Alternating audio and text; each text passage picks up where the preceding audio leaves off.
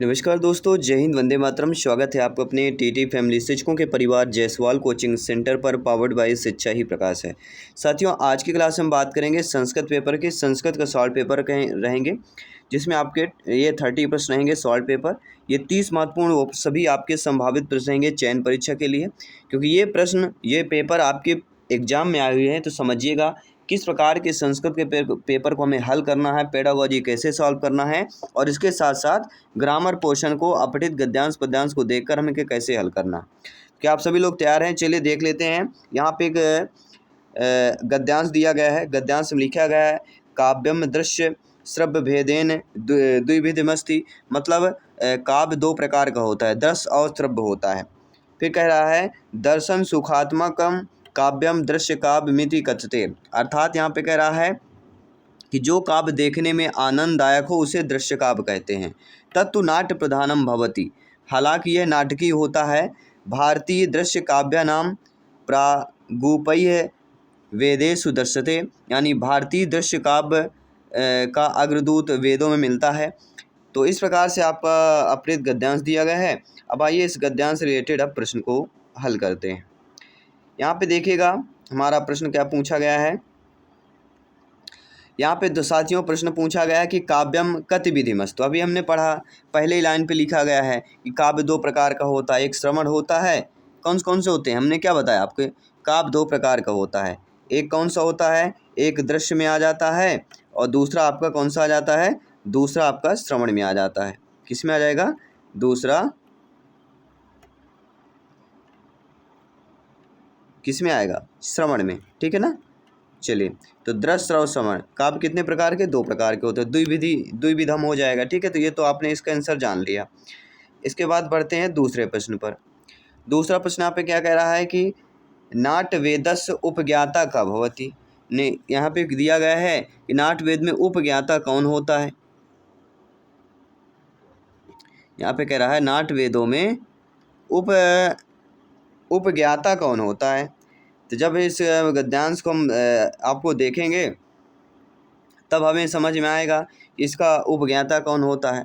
अब चलिए लाइन को हमने देख लेते हैं। यहाँ पे उपज्ञाता किसे दिया गया है? यहाँ पे देखिएगा नाट्य वेदस्य उपज्ञाता ब्रह्मा इच्यते। अर्थात यहाँ पे पूछा गया है, क्या पूछा गया है सभी लोग बताइएगा, कि नाट्य वेद के ज्ञाता ब्रह्मा को कहा गया है। किसको कहा गया है? नाट्य वेद के ज्ञाता किसको कहा गया? ब्रह्मा को कहा गया है। अब हमें ऑप्शंस को देखना पड़ेगा। ब्रह्मा कहाँ दिया गया है? तो विष्णु नहीं होगा, शिव नहीं होगा, भरत नहीं होगा, ब्रह्मा, यानी जो डी ऑप्शन दिया गया वैसे ही हो जाएगा।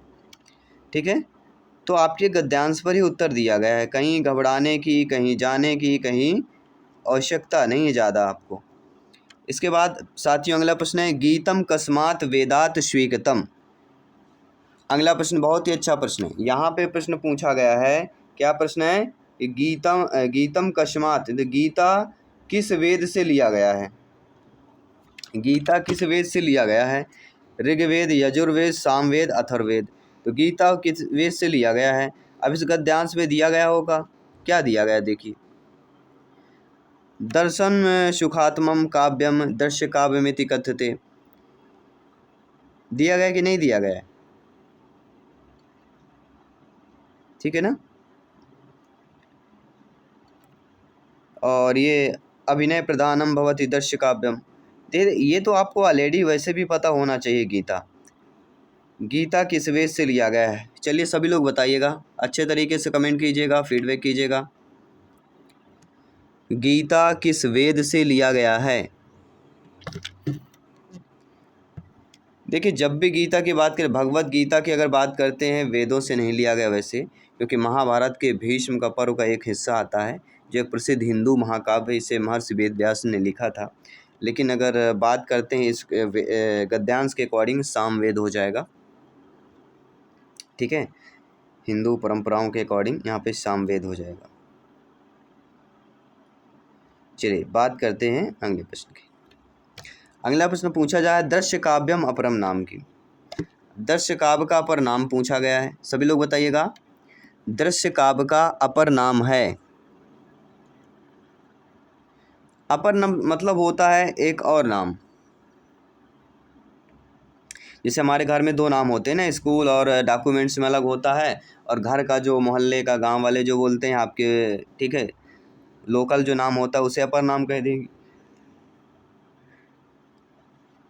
तो दृश्य का आपका क्या होगा, दृश्य मतलब दिखाई देना, तो रूपक, रूप कहते हैं कितना सुंदर मनमोहक रूप है, रूप मतलब दिखाई देना, ठीक है। तो यहाँ पे रूपकम, दृश्य का आपका अपर नाम रूपकम आ जाएगा। इसके बाद साथियों देखते हैं अगले प्रश्न। इच्युते अत्र का है संधि। अब इच्युतो में कौन सी संधि हो जाएगी, सभी लोग बताना है, सभी लोग फीडबैक कीजिएगा। इच्युते में कौन सी संधि होगी? सभी लोग कह रहे हैं विसर्ग संधि होगी। क्या विसर्ग संधि सही कही जा रही है?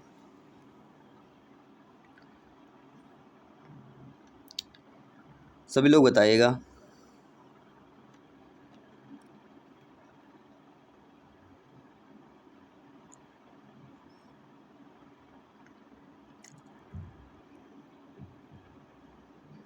देखिए विसर्ग संधि की सबसे होता है आ ई उ ऋषि ला और ए होता है, सबसे बड़ी पहचान है इसे समझने के लिए।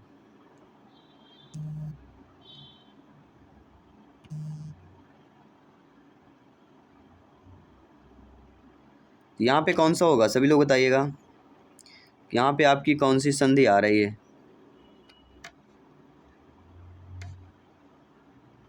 देखिए ये आपके गद्यांश से लिया गया है, अगर आपने अभी नहीं समझा तो आगे चल के आपको दिक्कत आएगी, और राइट आंसर होगा यण संधि, ठीक है। कोई भी दिक्कत हो किसी भी प्रश्न पर आप लोग बेफिक्र हमें कमेंट कर सकते हैं, फीडबैक कर सकते हैं। अगला प्रश्न है तलक्षणम पदच्छेद क्रीडसे। अब तलक्षणम को हम विच्छेद करते हैं, सभी लोग विच्छेद करके बताइए कौन सा होगा।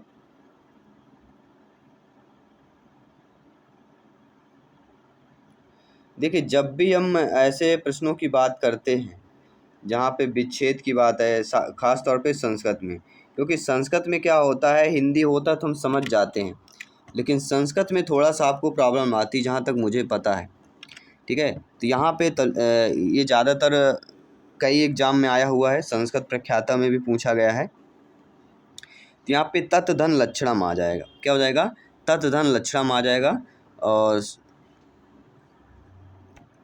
यहाँ पे ता और ला मिलके ला में परिवर्तित हो जाता है। तो इसको पदच्छेद यानी कि विच्छेद की बात करें, पद को विच्छेद करने की, तो थर्ड वाला ऑप्शन सही हो जाएगा। कोई भी डाउट हो बेफिक्र आप लोग कमेंट कर सकते हैं, फीडबैक कर सकते हैं। जायसवाल सर आप सभी का अभिनंदन, स्वागत करते हैं प्रत्येक ब्रदर सिस्टर का जिनका सपना अध्यापक अध्यापिका बनना, शिक्षक बनना। अब बढ़ते हैं आपके अगले प्रश्न की तरफ। प्रश्न देख लेते हैं क्या पूछा गया है, सभी लोग बताइए ध्यानपूर्वक। प्रश्न कह रहा है कालिदासाय, क्या प्रश्न है, कालिदासाय प्रमुखाय नाटकाराय भवन्ति। कालिदास एवं अन्य प्रमुख नाटककार हैं, वाक्ये अस्मिन् विशेष पदम किम, वाक्य में कौन सा विशेष पद।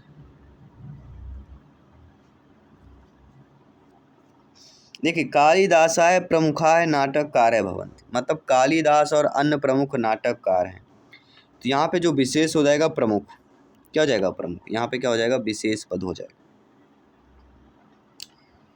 सेकंड ऑप्शन सही हो जाएगा, ठीक है। इसके बाद बढ़ते हैं अगले प्रश्न की तरफ। अगला प्रश्न है अथर्वात रसम स्वीकृत ब्रह्मणा नाट वेदैः कृतः अव्ययम पदम। अब यहाँ पे अव्यय पद निकालना है। अब इस लाइन में अव्यय पद क्या होगा, सभी लोग बताइएगा। थोड़ा सा आप लोग भी ट्रांसलेट करें और समझें कि कैसे किया जाता है, क्योंकि यहाँ अगर आप लोग कर लिया तो बहुत ही बेहतर तरीके से समझ पाएंगे। तो यहाँ पे कह रहा अथर्वात रसम, यदि अथर्व से स्वाद लेकर ब्रह्मा ने नाटक वेद बनाया, इसमें अव्यय पद बताना है। स्वीकृत, स्वीकृत यहाँ पे क्या हो जाएगा, अव्यय पद हो जाएगा आपका, क्या है, अथर्व से स्वाद लेकर ब्रह्मा ने नाट वेद बनाया, स्वीकृत, स्वीकृत यहाँ पे क्या हो जाएगा, अव्यय पद हो जाएगा।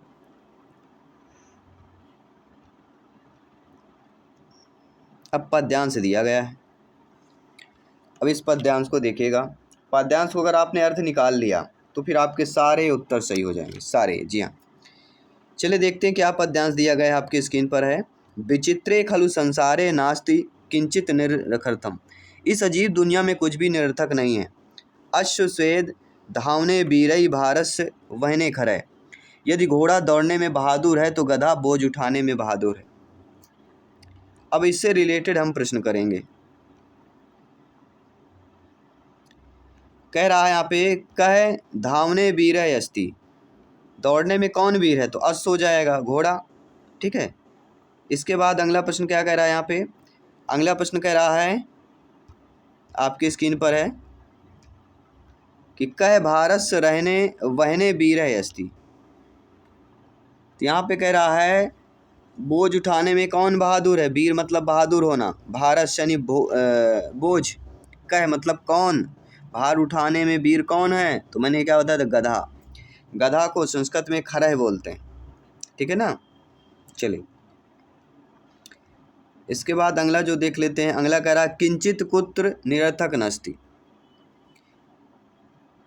कौन यहाँ पे निरर्थक नहीं होता? इस अजीब दुनिया में कुछ भी निरर्थक नहीं है। इस अजीब दुनिया, दुनिया को क्या कहेंगे? संसारे। ठीक है ना। इसीलिए हमने आपको पहले ही बता दिया था, विचित्र खलु संसारे नास्ति किंचित निरर्थकम दिया गया ना। तो संसारे वाला सही हो जाएगा। इसके बाद बढ़ते हैं। भारस अस्मिन शब्दे का विभक्ति वचन अस्ति। अब विभक्ति वचन शब्द दिया गया है। भार का पूछा गया है। भारस रामस्य आपने पढ़ा होगा। भारस रामस्य पढ़ा कि नहीं पढ़ा आपने? पढ़ा है तो सभी लोग बताइए यहाँ पे क्या होगा आंसर। पढ़ा है तो जरूर बताइए। राम का रूप समझ लीजिए, भार का रूप ही आ जाएगा। राम और भार को जोड़ दीजिए, भारस्य दिया गया है। ठीक है ना। तो भारस्य किस में आता है?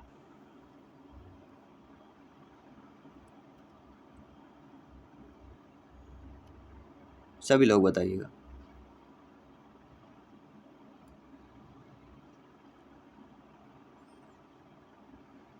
भारस्य भार्यो भार्या आपने पढ़ा होगा। खष्टी में आएगा मुझे लगता है। राम्यो राम्यो रामा राम। तो खष्टी विभक्ति एक वचन आ जाएगा। खष्टी विभक्ति एक वचन आ जाएगा। विभक्ति एक नंबर की पूछी जाएगी, ये कन्फर्म है। विभक्ति पढ़ लेना है सभी, जितने ज़्यादा रूपों के पढ़ सकें, समझ सकें, ज़्यादा अच्छा होगा। अश्व अश्वचेद अत्र संधि अस्ति। अब अश्वचेद का संधि पूछा गया है, सभी लोग बताइए। ऐसे ऐसे प्रश्न पूछ लिए जाते हैं। अब ऐसे प्रश्न आपसे बनते नहीं हैं फिर एग्जाम में। उसका रीज़न यही होता है कि आप लोग जो क्लास में पढ़ते नहीं हैं, समझते नहीं हैं। जब आप क्लास में पढ़ेंगे नहीं, समझेंगे नहीं, तो कैसे वो चीज़ें आपकी क्लियर होंगी? तो आप लोगों को पढ़ना समझना है। जितना ज़्यादा पढ़ेंगे उतना ज़्यादा बेटर होगा आप सभी के लिए। तो चलिए इसका संधि नाम बताइए, कौन सी संधि होगी? आपका ग्रामर पोर्शन थोड़ा मैं चेक करता हूँ, आप लोग कितना पढ़े हैं, ग्रामर कितना आपसे बन रहा है। तो यहाँ पे राइट होगा डी ऑप्शन, इच्छुत्त संधि हो जाएगी।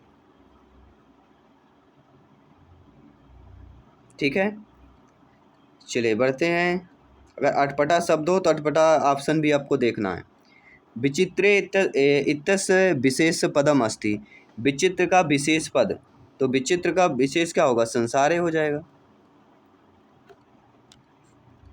क्या हो जाएगा? विचित्र का विशेष पद क्या होगा? मान लीजिए प्रश्न आ गया एग्जाम में, विचित्र का विशेष पद बताइए। देखिए विचित्र का विशेष पद कोई वस्तु भी हो सकता है, दृश्य होगा, घटना, व्यवहार, ये सारे हो सकते हैं। तो संसार यहाँ पर देखिए, विचित्र शब्द जो होता है किसी संज्ञा सर्वनाम की विशेषता बताता है।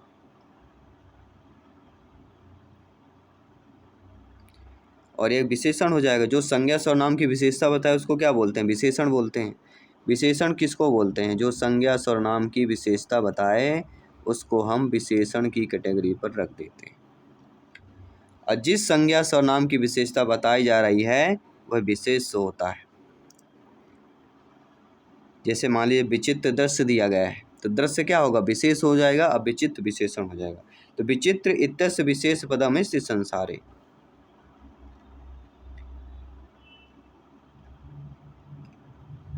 अगला प्रश्न देखिएगा। अगला प्रश्न कह रहा वीरयः इत्यस्य विपरीतार्थक शब्द अस्ति।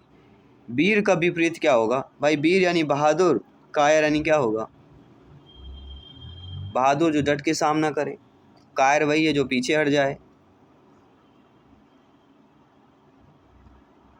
और शत्रु का अगर पूछा जाएगा विपरीत तो मित्र हो जाएगा। अगला प्रश्न देखिएगा। अगला कह रहा है नद्दयी परोपकार इत्यस्य रिक्त स्थाने समुचित परोप। तो नद्दयी परोपकार, नदी क्या परोपकार कर रही है? नदी ये परोपकार है, नदी वहंती, नदी बहती है।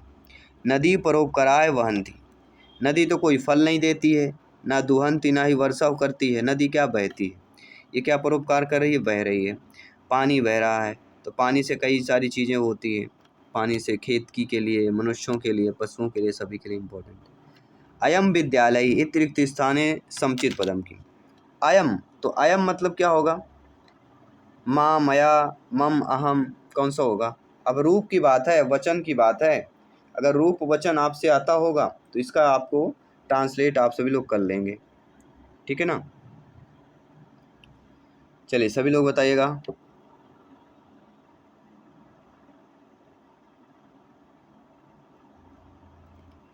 अयम विद्यालय, अयम विद्यालय। देखिए जब अयम विद्यालय दिया गया है तो क्या बोलेंगे आप लोग? यानी मैं विद्यालय हूँ, तो मैं विद्यालय जाता हूँ होना चाहिए। जाता यानी मम, अयम मम विद्यालय। ठीक है, सभी लोग समझ गए अच्छे तरीके से। चलिए बढ़ते हैं अगले प्रश्न की तरफ। सभी लोग तैयार हैं? अगला प्रश्न है खालिस्तान वनम गते सती राजा दशरथः दिवंगतः इत्यरिक्त स्थाने किम पदम समुचितम। वनम गते, किसके वन के जाने के बाद दशरथ राजा की मृत्यु हो गई? दिवंगत मतलब मृत्यु होना, तो राम के जाने के बाद। रामे, रामे यहाँ पे होगा। रामे वनम गते सती राजा दशरथः दिवंगतम इत्यति दिवंगत है, तो यहाँ पे रामे शब्द आ जाएगा। है चारों, लेकिन रूप की बात है, तो यहाँ पे रामे शब्द आएगा।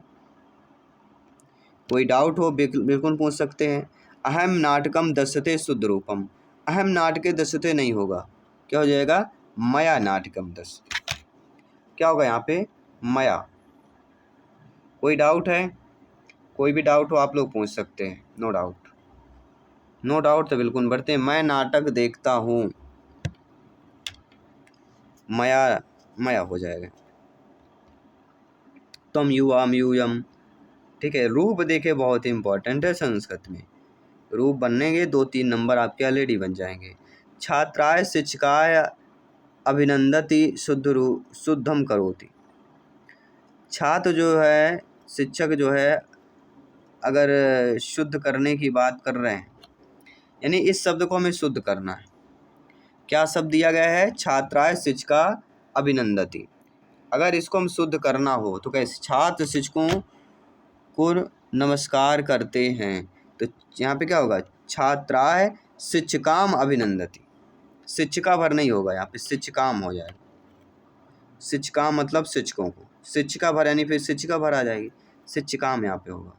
छात्र जो है, बालक बालिकाएं शिक्षकों को नमस्कार करते हैं। अभिनंदन मतलब नमस्कार करना। चलिए अगला प्रश्न देखते हैं। अगला प्रश्न भी आप लोगों के स्क्रीन पर है कि वसुधैव में कह रहा समुचित संधि विच्छेद बताइए। सभी लोग बताइए। जी हाँ, वसुधैव का संधि विच्छेद, तो एव दिया गया है, यानी वसुधा धन एव, वसुधन देव या वसुधा धन एव होगा। जिससे मान लीजिए वासुदेव दे दिया गया, कोई शब्द अगर वासुदेव इसी में आ गया, ठीक है, जब वासुदेव आ गया तो यहाँ पे क्या होगा? वसुधन एव होगा।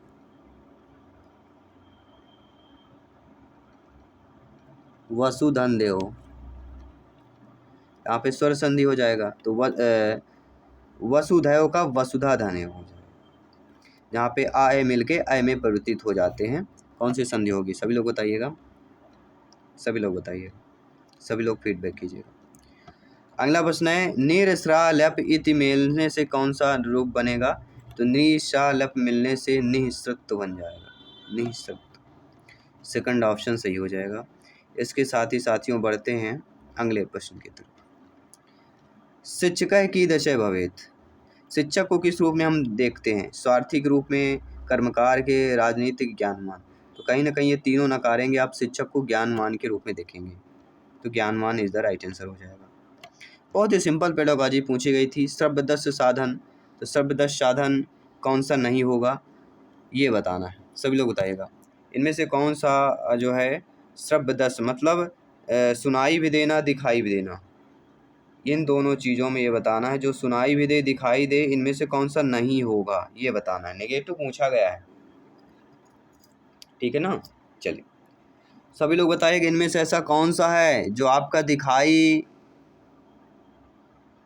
शब्दस्य साधनम नस्ति, वे साधन होते हैं जो देखने और सुनने दोनों इंद्रियों को उपयोग करके शिक्षण को सरल प्रभावी बनाते हैं, लेकिन नास्ति दे दिया गया है। इसमें देखिए दृश्य शब्द साधन में चलचित्र आता है, टेलीविज़न, कंप्यूटर, ये सारे चित्र सब शामिल हो जाते हैं। तो भाषण, प्रयोगशाला, ध्वनि विचित्र संग्राहकम, शब्दस्य अभिलेख, ये दोनों क्या जाएंगे शब्दस्य में, लेकिन होलोग्राम जो होता है यह शब्दस्य में नहीं आता, केवल ये श्रव्य में आता है, इसलिए थर्ड ऑप्शन को यहाँ पे हम सही मान लेंगे। इसके बाद बढ़ते हैं अगले प्रश्न की। शब्दस्य यानी ऑडियो और विजुअल, विजुअल मतलब सहायका नाम वर्गीकरण कर, किसने वर्गीकरण किया है? शब्दस्य का वर्गीकरण किसने किया है? सभी लोग बताइए, शब्दस्य का वर्गीकरण किसने किया है? श्रव्य दृश्य का वर्गीकरण किसने किया है? ऑडियो एंड विजुअल का वर्गीकरण किसने किया है? Edgar Dale. किसने किया है? Edgar Dale. अपने अनुभव किसमें किया है? अगर पूछे जाए किसमें किया तो अपने अनुभव शंकु में किया गया है। किसमें किया है? शंकु।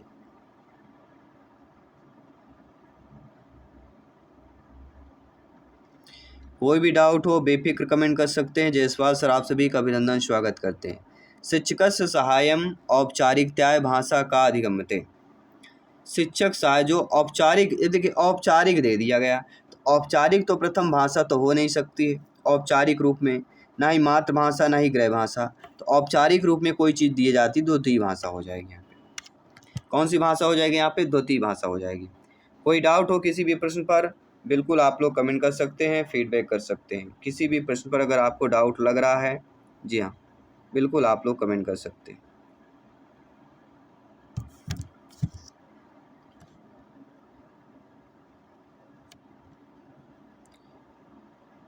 ठीक है, सभी लोग समझ गए? किसी भी प्रश्न पर डाउट है? ये प्रश्न और भी कहीं पूछा गया है। ये प्रश्न सीटेट 2019 में भी आया हुआ प्रश्न है। जी हाँ, सीटेट 2019 में आया है और एमपीटेट 2024 में आया है। तो शिक्षक सहाय औपचारिक अधिगम्यते, यहाँ पे द्वितीय भाषा सेलेक्ट हो जाएगा।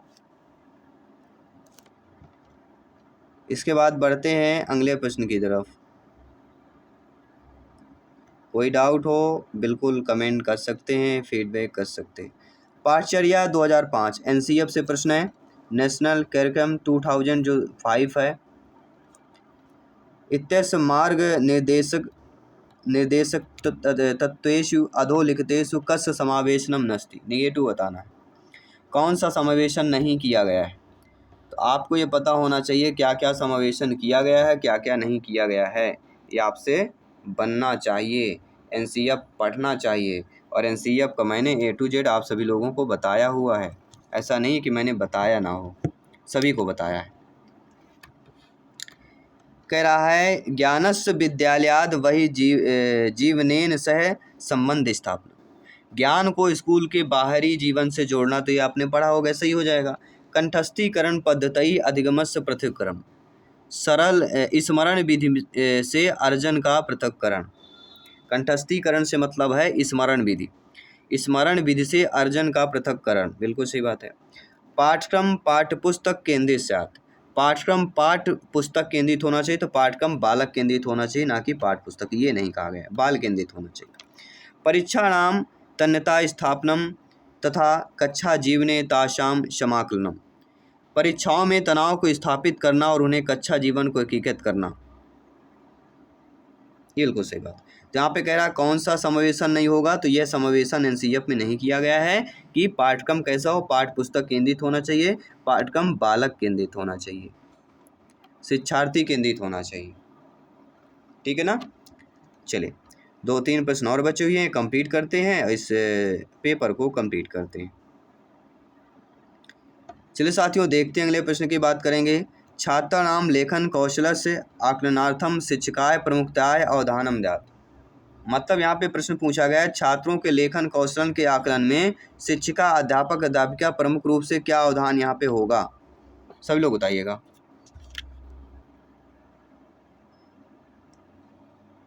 छात्रों के लेखन कौशल का आकलन करने के लिए शिक्षक को मुख्य रूप से क्या ध्यान देना चाहिए, अवधानम द्यात्।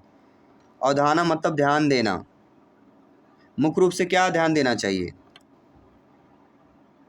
जब भी आपकी नियुक्ति होगी आप लोग अध्यापक अध्यापिका बनेंगे, तो लेखन कौशल का अगर आकलन करना हो तो आप शिक्षक के रूप में मुख्य रूप से क्या ध्यान देंगे।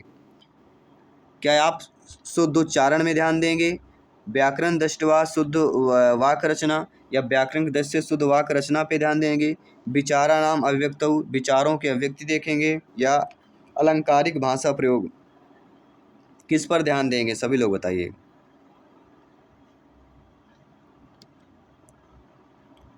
सभी लोग बताइएगा, सभी लोग फीडबैक कीजिएगा।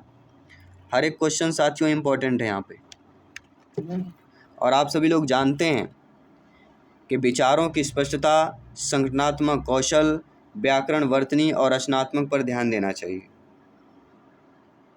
विचारों की स्पष्टता में भी ध्यान देना है, व्याकरण वर्तनी पे भी ध्यान देना है, रचनात्मक यानी विचारों की स्पष्टता यानी विचार की अभिव्यक्ति हो, सही होगा।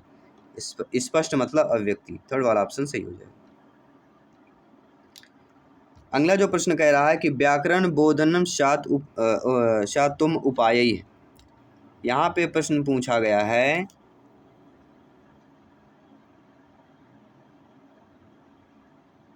क्या प्रश्न पूछा गया है, व्याकरण बोधनस्योत्तम उपाय, व्याकरण बोधन का उत्तम उपाय यानी सबसे अच्छा तरीका क्या होता है।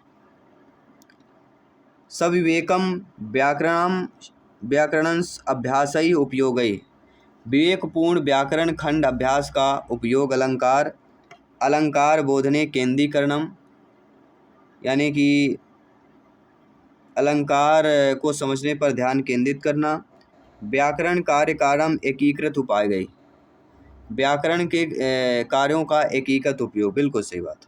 व्याकरण को समझने का सबसे अच्छा तरीका होता है कि व्याकरण के कार्यों का एकीकृत उपयोग करना।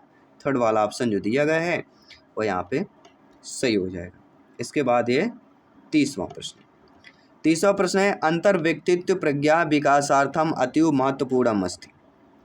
यहाँ पे साथियों क्या प्रश्न पूछा गया है, यहाँ पे भी बहुत अच्छा प्रश्न पूछा गया है। प्रश्न कह रहा है कि अंतर्व्यक्तित्व प्रज्ञा मतलब पारस्परिक ज्ञान विकास के लिए बहुत महत्वपूर्ण क्या होता है।